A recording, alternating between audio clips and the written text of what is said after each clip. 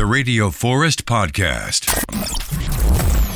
Forrest, Steve Cropper here. How you doing? I'm doing fantastic. Thanks for calling us. You've got that new album, Fire It Up. Now, why are you considering this really your first album since 1969? Well, it's not my first, obviously.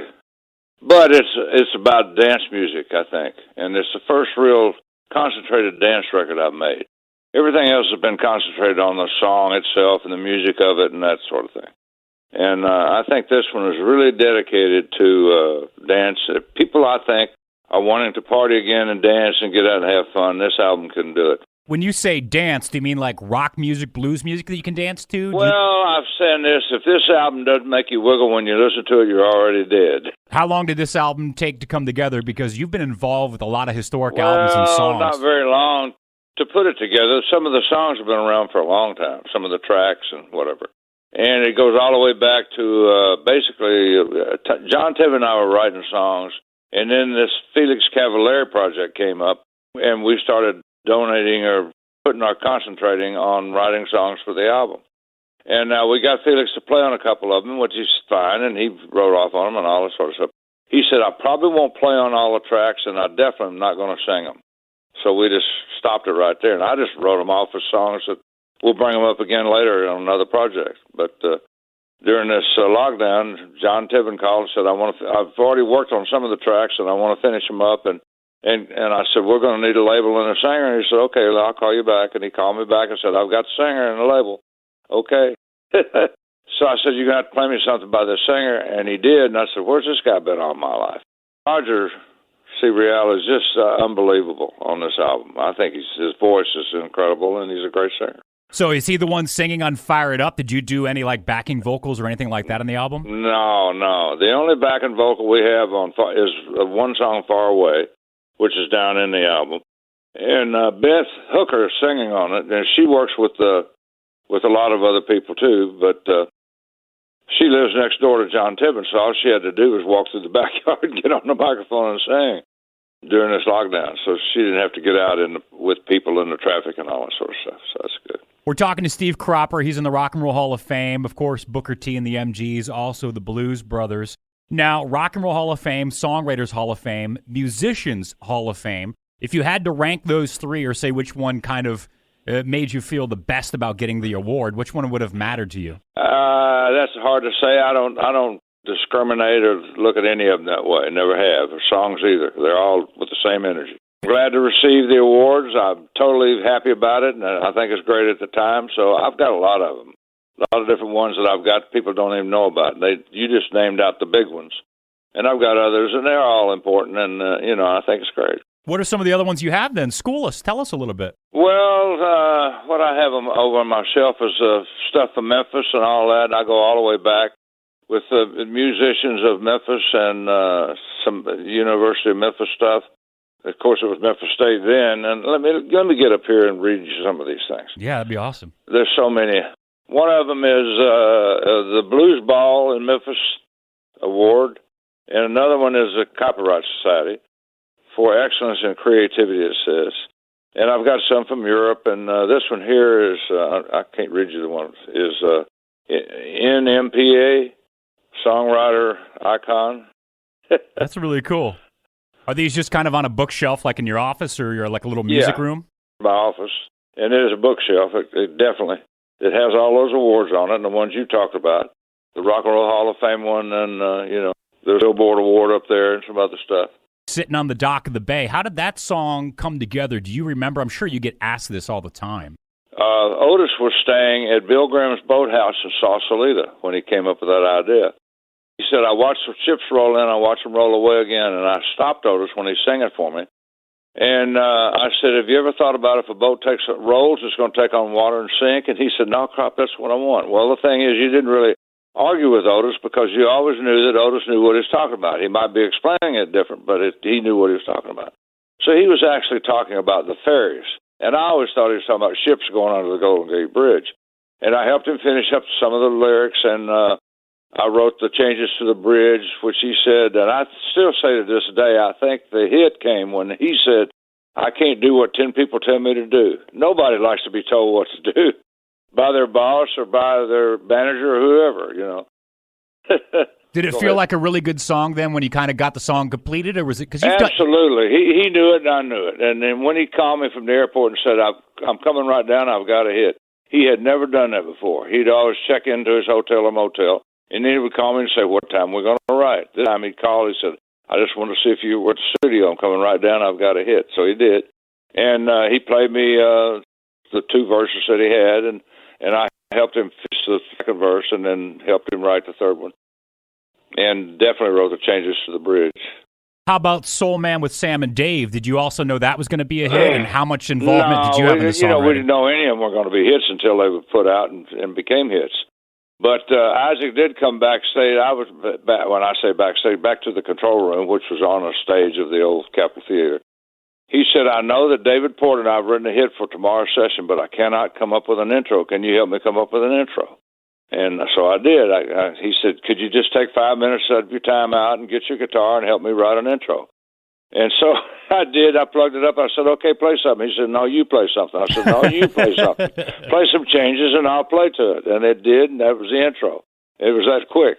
He just played those set of changes on the intro that fit right into the song, and I played those hammer licks and made it work.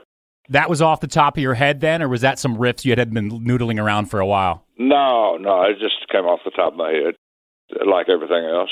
I always wait till the last minute to do something. I like to hear it and embellish it for the first time. The same thing on this album. And I was working on it, but I didn't live with it. And I said, get it in a form that I can hear. And I had the tapes here, but I didn't listen to it.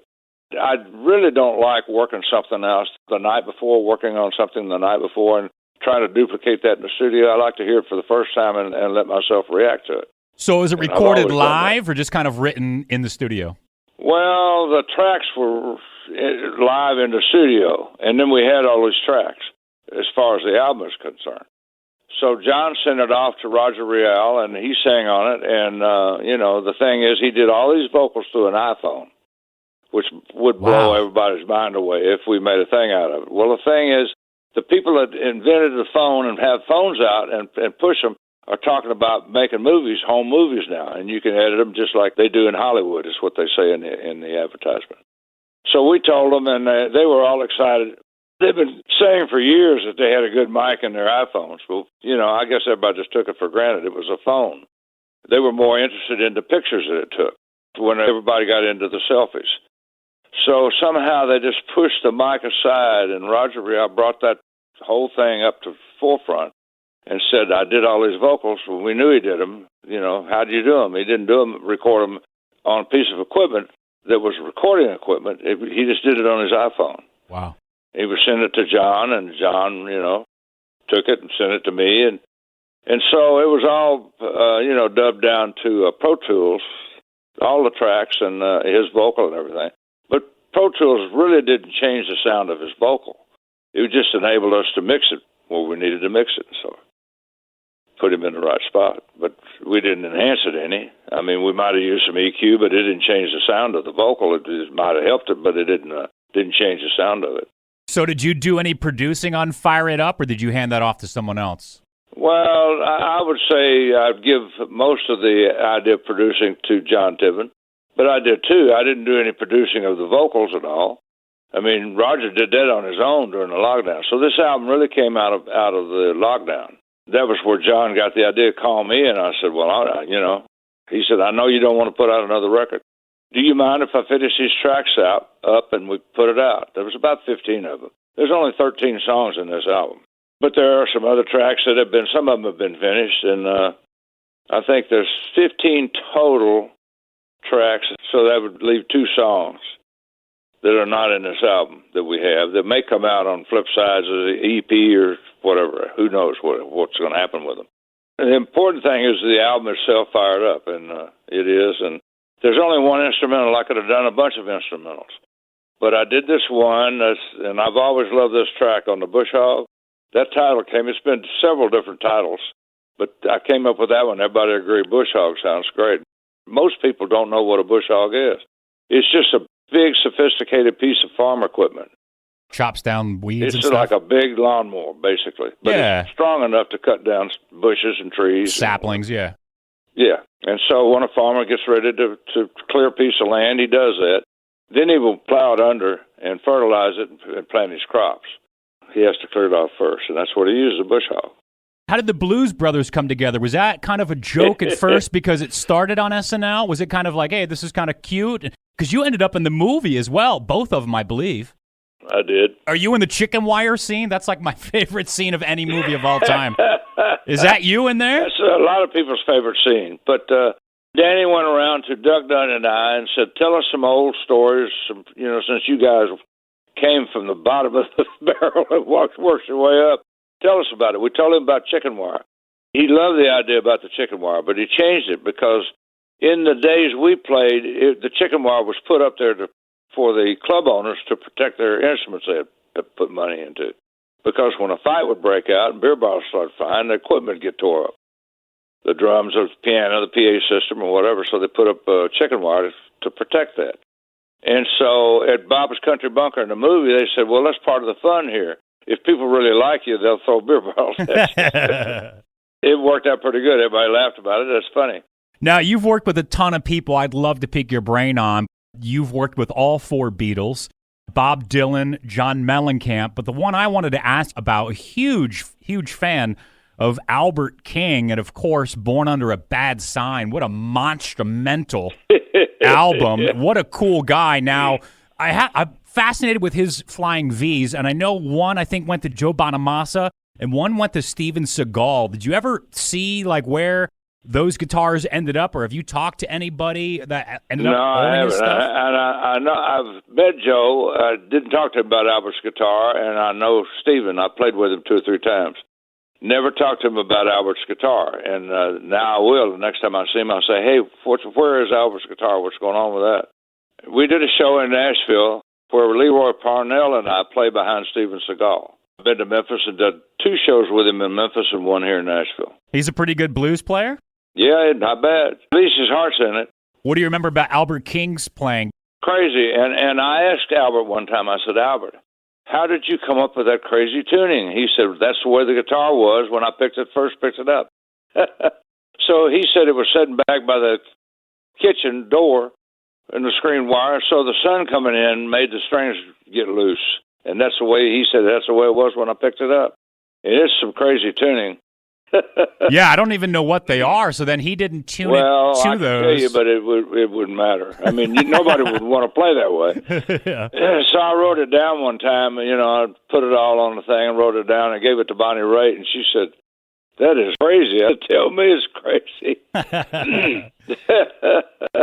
Well, Steve Cropper, he's got the new album out now called Fire It Up, and you've got the video up for that, too. And so do you think maybe those 2 extra songs, maybe on a B-side or, some sort of special release coming up? Who knows? That's up to the record company. I don't know, but they are finished and they're done. And John and I have talked about it. What are we going to do with these? Because there was only room in the album for the 13 songs that are in there. Steve's in the top 40 of the list of 100 greatest guitarists of all time, Rolling Stone magazine. As we mentioned, Songwriters Hall of Fame, Musicians Hall of Fame, Rock and Roll Hall of Fame. He went through some of the awards in his office. New album sounds really good. I like the first song, Fire It Up. And Steve Cropper, Booker T and the MGs, and the Blues Brothers. Hey, nice chatting with you. Thanks, Steve. My pleasure.